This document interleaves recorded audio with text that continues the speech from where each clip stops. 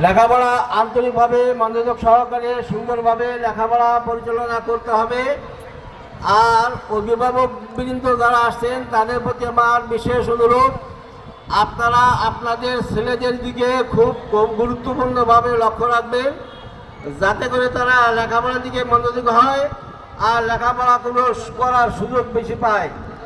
Mobile বা অন্যান্য যেসব জিনিস লেখাপড়ার ব্যাঘাত ঘটায় সেই সমস্ত জিনিস যেন ওরা হাতের নাগালে না পায় বা শিক্ষা ওরা না করে সেদিকে বিশেষভাবে খেয়াল রাখবেন।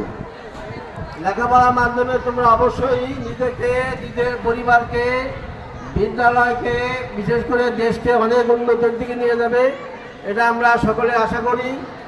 আর এই লেখাপড়া ভালো ফলাফলের মাধ্যমে অত্র বিদ্যালয়ের সুনাম সুখ্যাতি আরও এক ধাপ এগিয়ে নিয়ে যেতে পারবে, এই আশা আমি ব্যক্ত করতে পারি। আর আজকে বার্ষিক খেলা, তবে এই খেলাধুলা কিন্তু শিক্ষার বাহিরে কিছুই নয়। লেখাপড়া যেমন আমাদের খুবই জরুরি,